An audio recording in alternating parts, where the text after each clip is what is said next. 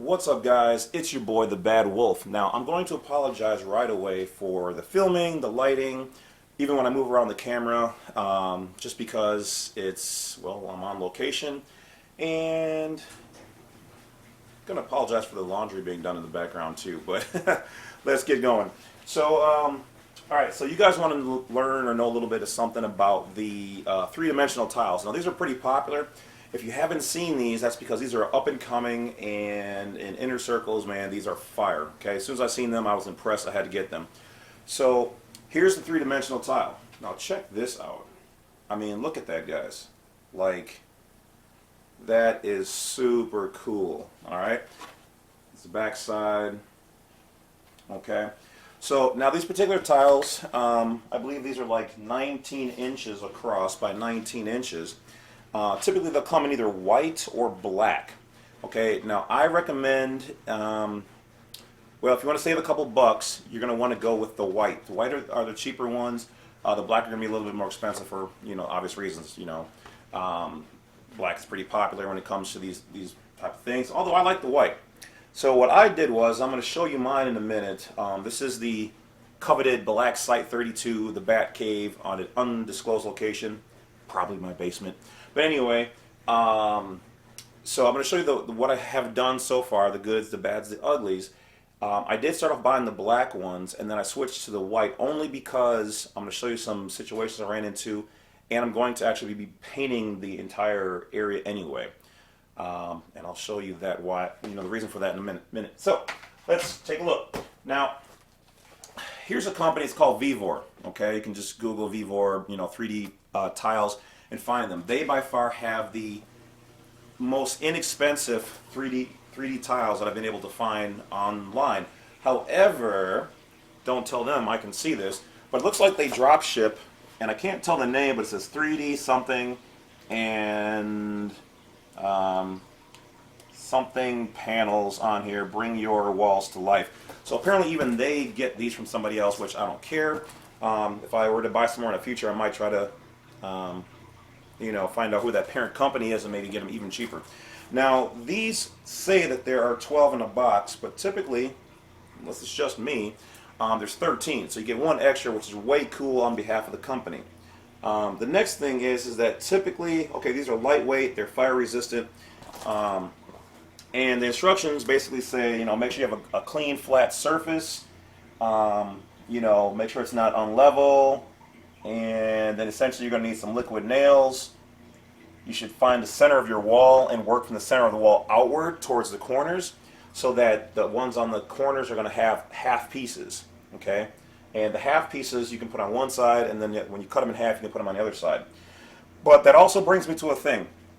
You are definitely going to need, unless you've got a perfectly measured out wall, you're going to need some kind of cutter. I don't recommend like a big blade saw, but you're going to want to have like a band saw or like a Dremel or something, because these do tend to chip. They are very brittle when it comes to cutting them. They will pop out little sections.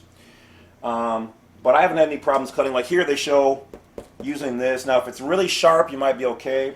You're going to have to come down on it, because if you try to come in on it, it might bucket and ruin your panels.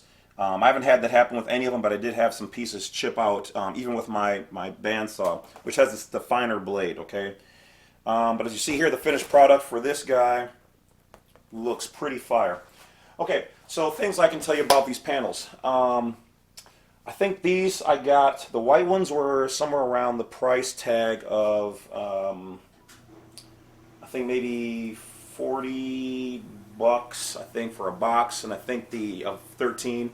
And I think the black ones were about 60 to 65 bucks a box for 13. That's with Vevor. If you go to Ivory, now Ivory has the same exact product. Ivory, on the other hand, theirs are going to be way more expensive. But from what I can tell, it looks like they have a sticky adhesive already in the back. I've seen a lot of people just putting them up there. Now that might have been a showpiece, but it looked like they just literally like pulled off some kind of film and they were good to go. But those are going to easily be double, almost triple the price per box. But here's probably why. Alright guys, so once again, apologize for the mess. Everything is in kind of flux down here. Was that the doctor? Who? Whatever. All right, so if you look here, okay, you can see like a little bit of white in here. Now what I had to do is I went back and I put drywall mud in between here because I know what you're thinking. You didn't put them together tight enough, blah, blah, blah. Okay, nope, that's not the thing. See, apparently some of these cheaper tiles, now it might have been the box I happened to just have gotten, okay? But when I started putting them on there, I noticed that some of them are not actually milled to 100% 90 degrees, okay? So they're not perfectly square, some of them. So don't rush like me and put them up and then, you know, have these situations and then try to fix it later because they don't really like make like black caulk and stuff.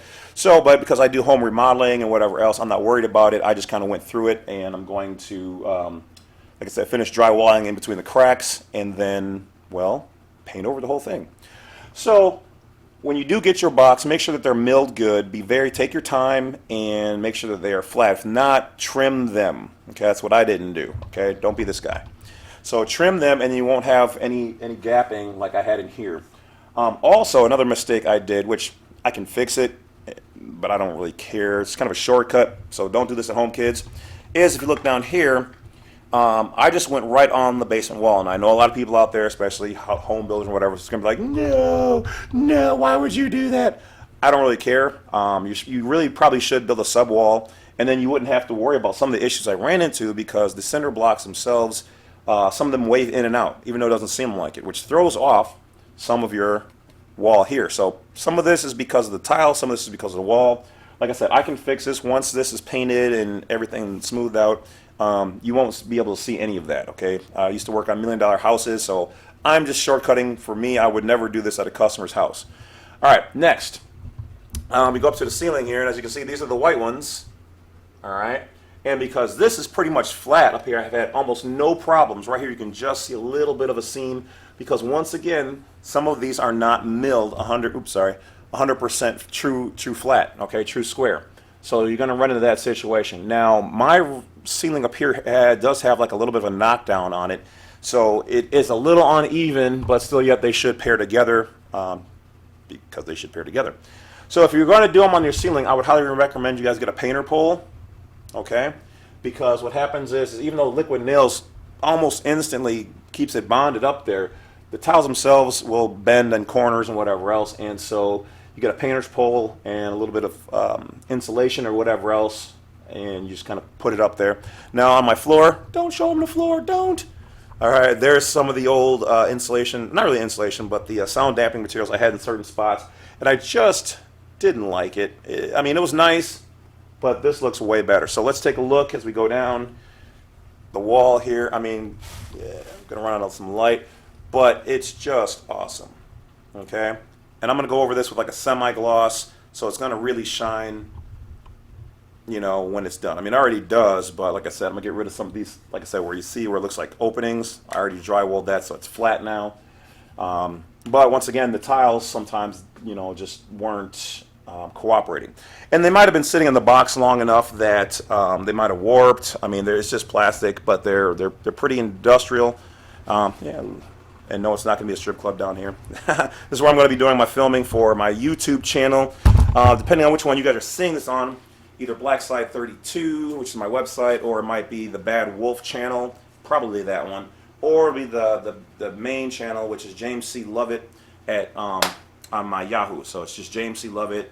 So check me out there for those people who want to know a little bit more about interesting facts on being a U.S. national. So I'm a shameless plug on that one. What can I tell you guys other than that?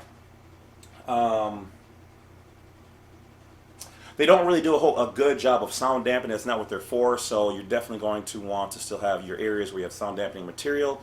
But I like the product. It looks beautiful. Everybody I've showed these rough pictures of me in transit. I mean, like here you can see, guys, like I've gone through a number of boxes of them already, and yeah. It is fire. I mean, I just love the look of them. I mean, the way they catch the light, it looks kind of reminds me of like a digital version of a Batcave, which is kind of my thing. I'm a huge Batman fan. So that's really about it, guys. You guys know where to find them. You know what they look like. Installation really is pretty easy. Oh, that's what I was going to show you guys too. Okay, so let me grab my gun. You know what? Walk with me. We'll finish this up in about 1 minute here. So when you're putting the liquid nails on, you just want to follow. You want to dab in the center, a big glob in the middle here.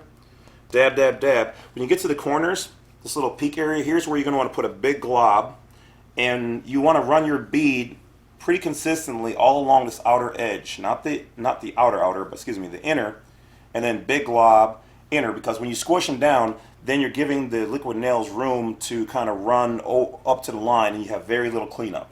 Okay, junctions like here, I would put a little bit bigger of a dab, and then dab, dab, dab, big dab, dab, dab, dab.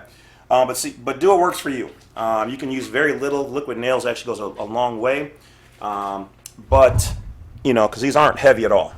So you don't have to worry about like the weight per se. But if you're doing the these on the ceiling, which I've never seen anybody do, haha, so I'm doing it here first. You might want to put a little extra just to make sure that it stays up there.